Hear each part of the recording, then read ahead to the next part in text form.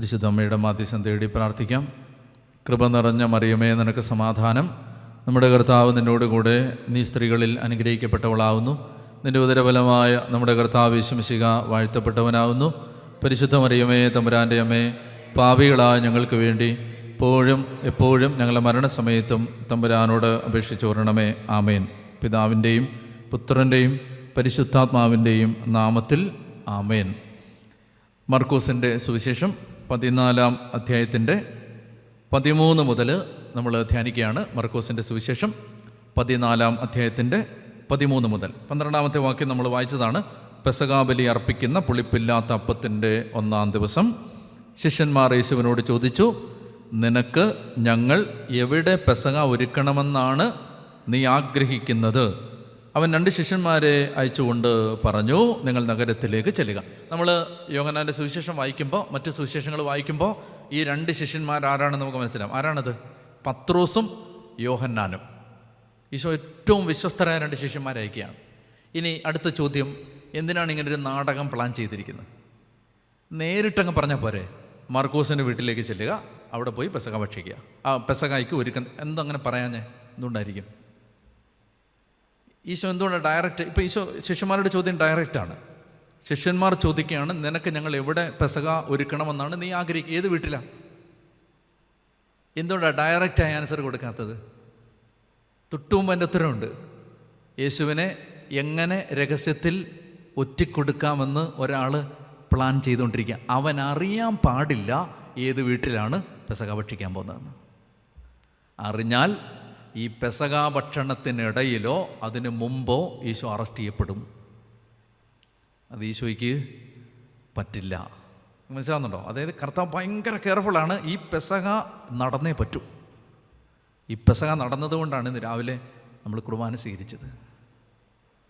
അപ്പം ഇത് നടന്നേ പറ്റൂ. അപ്പം അതുകൊണ്ട് ഈശോ 2 ശിഷ്യന്മാരെ വിളിച്ചിട്ട് കണ്ടോ, അത് ഈ നാടകം അത് ഈശോ നേരത്തെ പ്ലാൻ ചെയ്തിരിക്കുകയാണ്. അപ്പോൾ ജെറുസലേമിൽ ഈശോ ഇതിനിടയ്ക്ക് പല ദിവസങ്ങൾ അങ്ങോട്ടും ഇങ്ങോട്ടും പോയിട്ടുണ്ടല്ലോ. ബഥാനിയയിൽ നിന്ന് ജെറുസലേമിലേക്ക് ഞായറാഴ്ച പോയി, തിങ്കളാഴ്ച പോയി, ചൊവ്വാഴ്ച പോയി.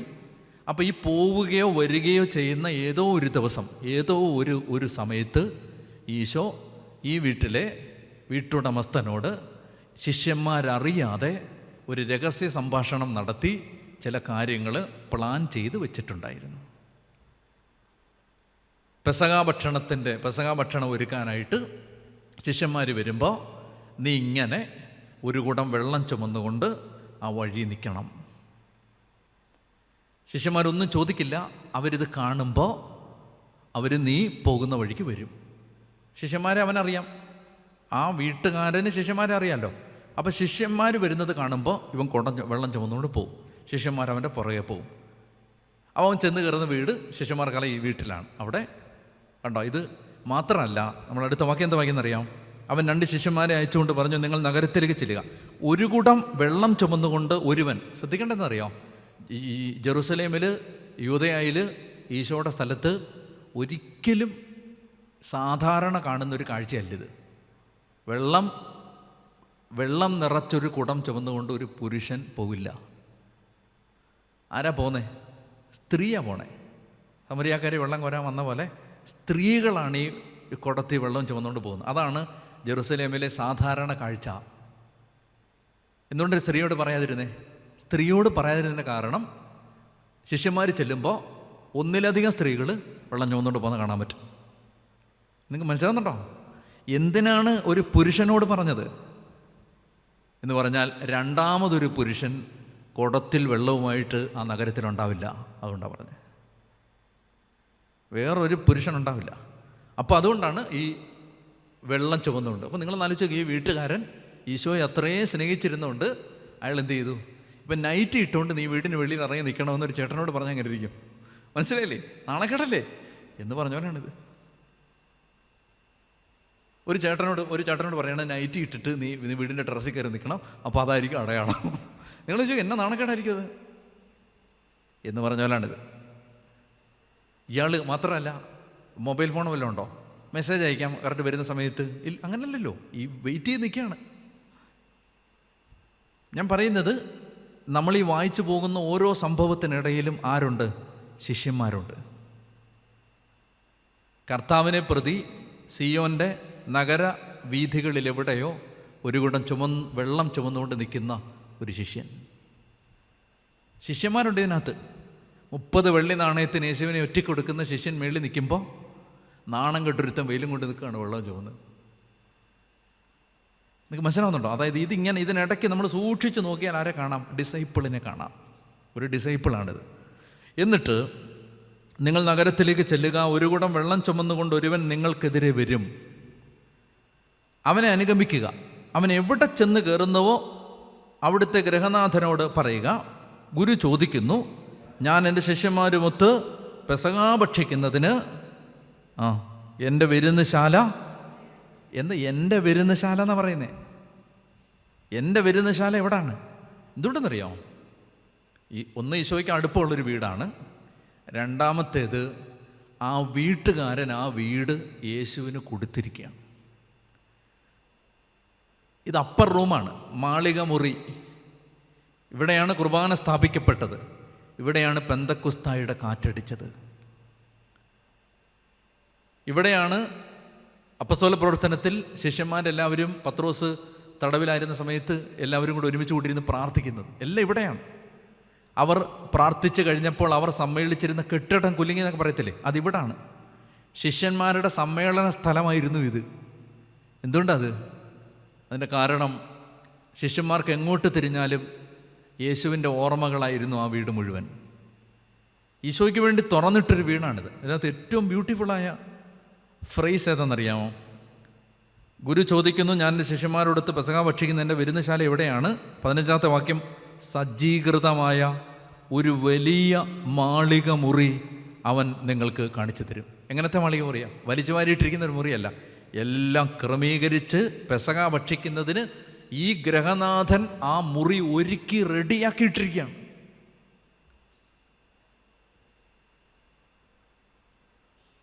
ശിഷ്യൻ്റെ ഹൃദയമാണിത്. ഒരു യഥാർത്ഥ ശിഷ്യൻ്റെ ഹൃദയമാണ് സജ്ജീകരിച്ച് തയ്യാറാക്കിയിട്ടിരിക്കുന്ന വലിയൊരു മുറി. ആർക്ക്? യേശുവിന് വേണ്ടി. യേശുവിന് വേണ്ടി തുറന്നിട്ടൊരു വാതിൽ, തയ്യാറാക്കിയ ഒരു മുറി, വലിയൊരു മാളിക മുറി. ഇന്ന് ലോകത്തിൻ്റെ നാനാഭാഗത്തും ഇങ്ങനെ യേശുവിന് തുറന്നിട്ട വീടുകളുണ്ട്. സുവിശേഷത്തിന് വേണ്ടി തുറന്നിട്ട വീടുകളുണ്ട്. അപ്പോൾ ഈ മാളിക മുറി,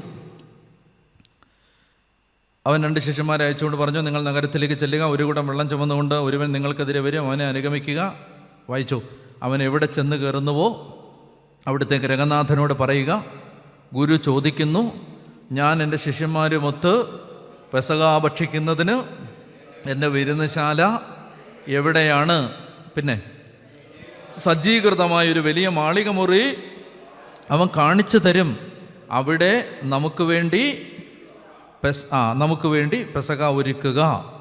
അപ്പോൾ ഇങ്ങനെ ഒരു നാടകം കളിച്ചതിൻ്റെ പിന്നിലുള്ള കാരണം ഞാൻ പറഞ്ഞിരുന്നു. എന്താ കാരണം? യൂദാസ് ഇത് അറിയാൻ പാടില്ല, എവിടെയാണ് ഈശോ പെസഹ ഭക്ഷിക്കുന്നതെന്ന് അറിയാൻ പാടില്ല. അപ്പോൾ നമ്മൾ ഇവിടെ ശരിക്കും ഹൃദയം തുറന്ന് നമ്മൾ മനസ്സിലാക്കേണ്ട ഒരു കാര്യമാണിത്. ഈശോയ്ക്ക് വേണ്ടി വെള്ളം ചുവന്നുകൊണ്ട് നിന്ന ഒരു ചെറുപ്പക്കാരൻ, ഈശോയ്ക്ക് വേണ്ടി വീടിൻ്റെ വാതിൽ തുറന്നിട്ട ഒരു കുടുംബം, ഈശോയ്ക്ക് വേണ്ടി ആ വീട്ടിലെ ഏറ്റവും നല്ല മുറി അണിയിച്ചൊരുക്കി അലങ്കരിച്ച് വിരുന്നുശാലയാക്കി മാറ്റിയ ഒരു കുടുംബം. അപ്പം ഇതെല്ലാം ശിഷ്യന്മാരുടെ വിവിധ മുഖങ്ങളാണ്, വിവിധ ഭാവങ്ങളാണ്. ഇനി ശിഷ്യന്മാർ പുറപ്പെട്ട് നഗരത്തിലെത്തി. അവൻ പറഞ്ഞിരുന്നത് പോലെ കണ്ടു. അവർ പെസഹ ഒരുക്കി. സന്ധ്യയായപ്പോൾ അവൻ 12 പേരും ഒരുമിച്ച് വന്നു. ഇപ്പം ഇവിടെ നമ്മൾ മനസ്സിലാക്കേണ്ടത്, ശിഷ്യന്മാർ ചെന്നിട്ട് എന്ത് ചെയ്തു? അവർ മാർക്കറ്റിൽ പോയി കുറച്ച് പന്നിയിറച്ചി വാങ്ങിച്ച്, കുറച്ച് ആട്ടിറച്ചി വാങ്ങിച്ച്, അങ്ങനെയല്ല. ഇതിൽ പ്രോസസ്സ് നിങ്ങൾ മനസ്സിലാക്കണം. ഇവർ നഗരത്തിൽ ചെന്നിട്ട് എവിടെയാണ് പെസഹ ഭക്ഷിക്കേണ്ടതെന്ന് ചോദിക്കുമ്പോൾ ഒരു വീട് കാണിച്ചു കൊടുത്തില്ലേ? ഒന്നുകിൽ ഇതിന് മുമ്പ് അവർ ജെറുസലേം ദേവാലയത്തിൽ ചെന്ന് ആടിനെ വാങ്ങിച്ചിട്ടുണ്ടാവും. അപ്പോൾ ഒന്നുകിൽ ഇവർ നഗരത്തിൽ എത്തുമ്പോൾ ഇവരുടെ കയ്യിൽ ആടുണ്ടാവും. ഏത്? ചുട്ടെടുത്ത ആടിൻ്റെ മാംസം അതുണ്ടാവും. അല്ലെങ്കിൽ ഈ മുറി കണ്ടതിന് ശേഷം അവർ നഗരത്തിൽ ജെറുസലേം ദേവാലയത്തിൽ പോയി ഈ ആടിനെ ചുട്ടത് വാങ്ങിച്ചുകൊണ്ട് വന്നിട്ടുണ്ടാവും. എന്നിട്ട് ഇവരിത് ഒരുക്കുകയാണ്. അപ്പോൾ ഒരുക്കുക എന്ന് പറഞ്ഞാൽ എല്ലാ കാര്യങ്ങളും ഇത് നമ്മൾ ഇതിൻ്റെ വിശദീകരണത്തിലേക്ക് പോകുമ്പോൾ ഇത് ശരിക്കും പറഞ്ഞാൽ 4 പാനപാത്രങ്ങളുണ്ട്. 4 കപ്പ്. അത് ശരിക്കും കേൾക്കണത്. 4 പാനപാത്രങ്ങളുണ്ട് എന്ന് പറഞ്ഞാൽ നമ്മൾ ഭക്ഷണത്തിന് 4 കോഴ്സ് ഉണ്ടെന്ന് പറഞ്ഞാൽ മനസ്സിലാവില്ലേ? 4 കോഴ്സ് ഉണ്ട്. ഇപ്പോൾ ആദ്യം സൂപ്പ് കുടിക്കുന്നു, അല്ലെങ്കിൽ പിന്നെ ആദ്യം സാലഡ് കഴിക്കുന്നു എന്നൊക്കെ പറഞ്ഞിട്ട് ഇപ്പോൾ ഒരു കോഴ്സ് ഉണ്ടല്ലോ. ഇന്ന് പറഞ്ഞ പോലെ ഈ പെസഹാ ഭക്ഷണത്തിന് ശരിക്കും 4 കോഴ്സ് ഉണ്ട്.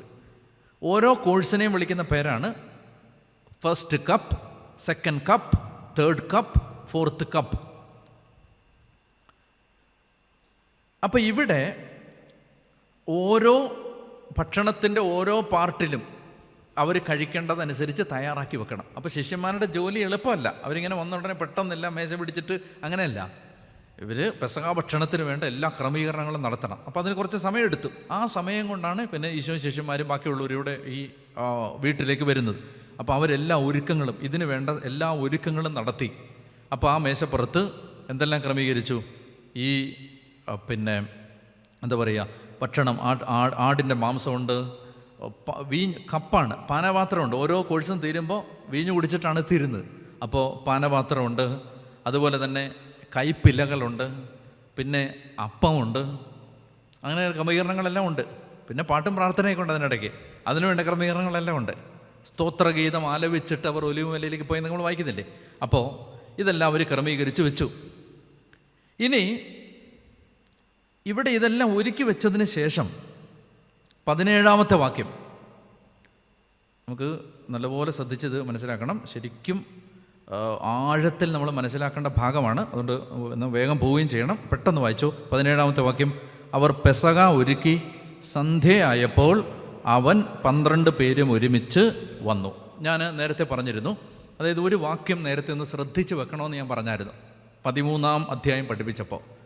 ആ വാക്യം ഏതാണ്? ഒന്നുകൂടെ വായിക്കാം. മർക്കോസിൻ്റെ സുവിശേഷം 13-ാം അധ്യായം 35 മുതലുള്ള വാക്യങ്ങൾ.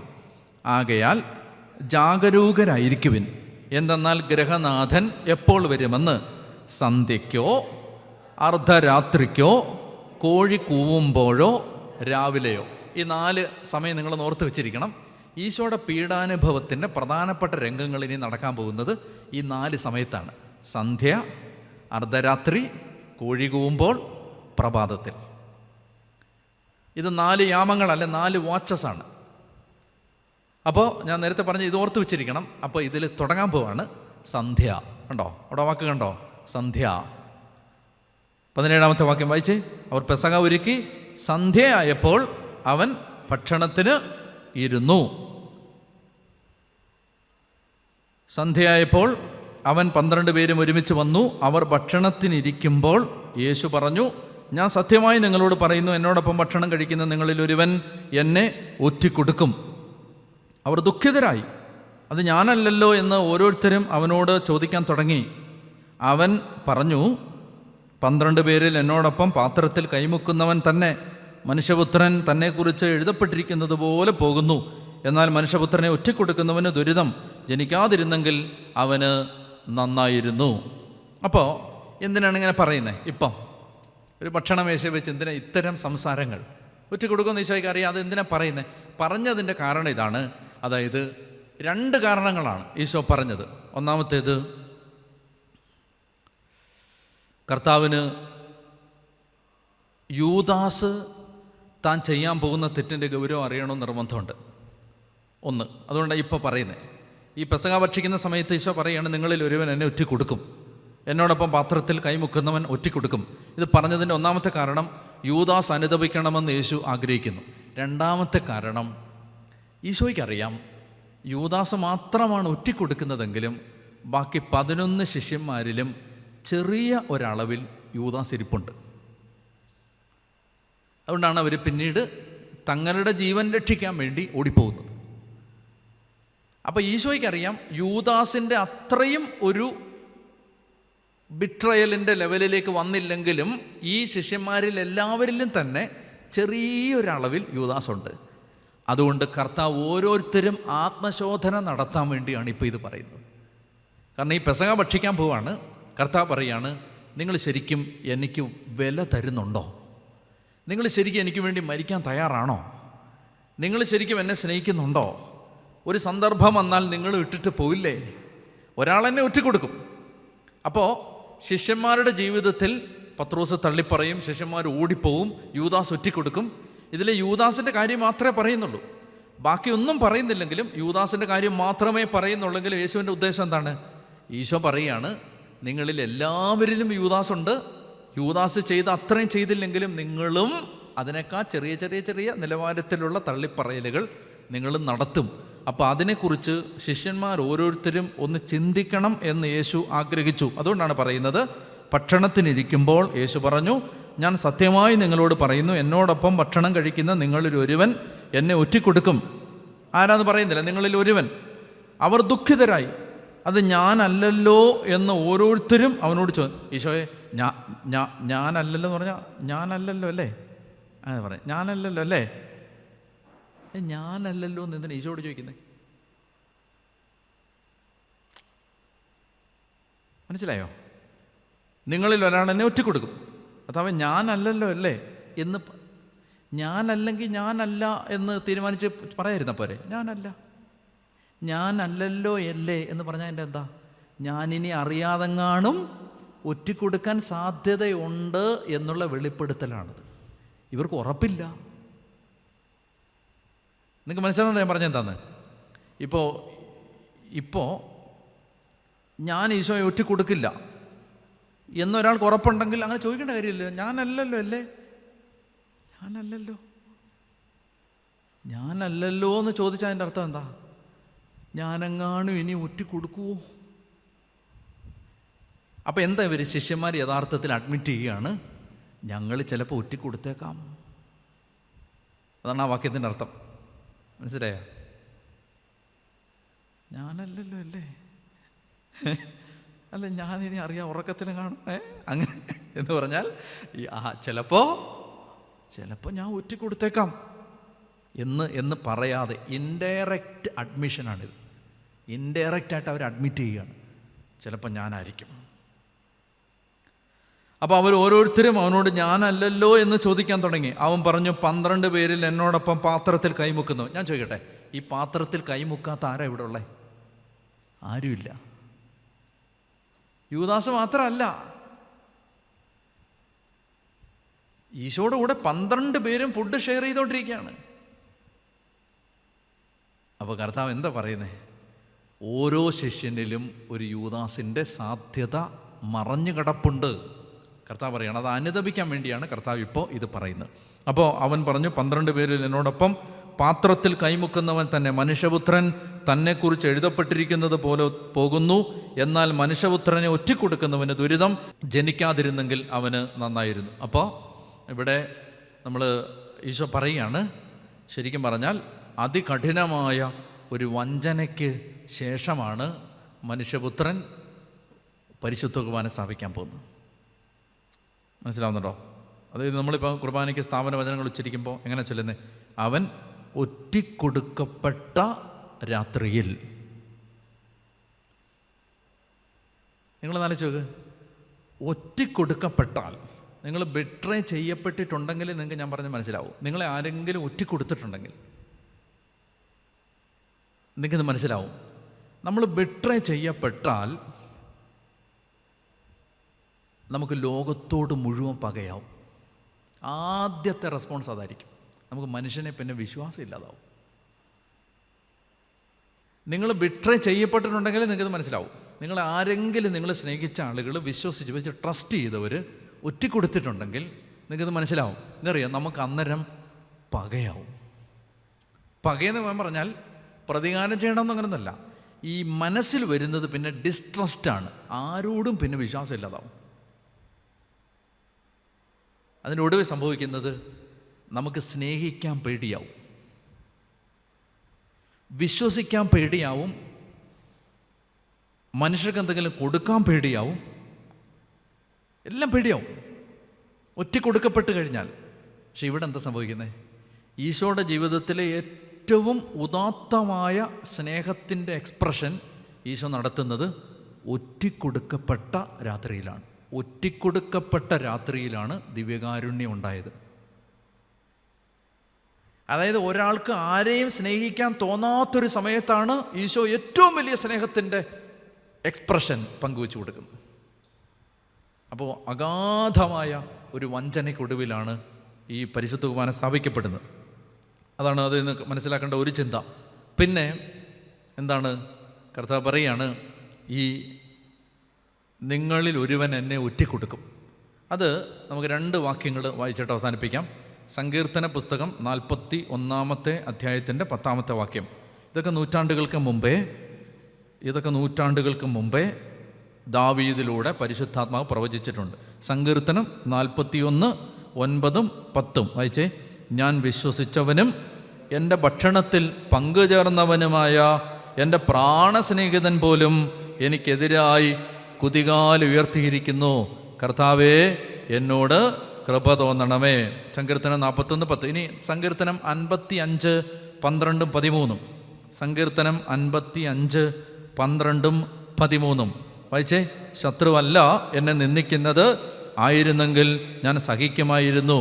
എതിരാളിയല്ല എന്നോട് ധിക്കാരപൂർവം പെരുമാറുന്നത്, ആയിരുന്നെങ്കിൽ ഞാൻ അവനിൽ നിന്ന് മറഞ്ഞിരിക്കുമായിരുന്നു. എന്നാൽ എൻ്റെ സഹചരനും ചങ്ങാതിയും ഉറ്റ സ്നേഹിതനുമായിരുന്ന നീ തന്നെയാണ് അത് ചെയ്തത്. അപ്പോൾ ഇത് ശരിക്കും പറഞ്ഞാൽ 55 ഇത് ദാവീദിൻ്റെ ജീവിതത്തിൽ സംഭവിച്ചതാണ്. ആരാണ്? അഹിത്തോഫൽ എന്ന് പറയുന്ന ദാവീദിൻ്റെ വിശ്വസ്ത സ്നേഹിതൻ ദാവീദിനെ ഒറ്റക്കൊടുത്തപ്പോൾ പാടിയ സങ്കീർത്തനമാണിത്. അപ്പോൾ ആ അഹിത്തോഫലിൻ്റെ സ്ഥാനത്താണ് ഇപ്പോൾ ആര് നിൽക്കുന്നത്? യൂദാസ് നിൽക്കുന്നത്. അപ്പോൾ നിങ്ങളിൽ ഒരുവൻ എന്നെ ഒറ്റിക്കൊടുക്കും. നമുക്ക് ഇവിടെ അവസാനിപ്പിക്കാം.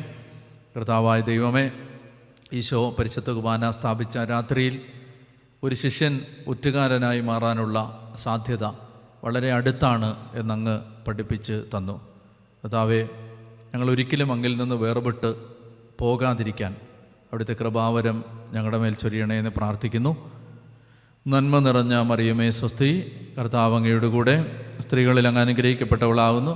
അങ്ങയുടെ ഉദരഫലമായ ഈശോ അനുഗ്രഹിക്കപ്പെട്ടവനാകുന്നു. പരിശുദ്ധ മറിയമേ തമ്പുരാൻ്റെ അമ്മേ, പാപികളായ ഞങ്ങൾക്ക് വേണ്ടി ഇപ്പോഴും ഞങ്ങളുടെ മരണസമയത്തും തമ്പുരാനോട് അപേക്ഷിച്ചു വരണമേ. ആമേൻ. പിതാവിൻ്റെയും പുത്രൻ്റെയും പരിശുദ്ധാത്മാവിൻ്റെയും നാമത്തിൽ ആമേൻ.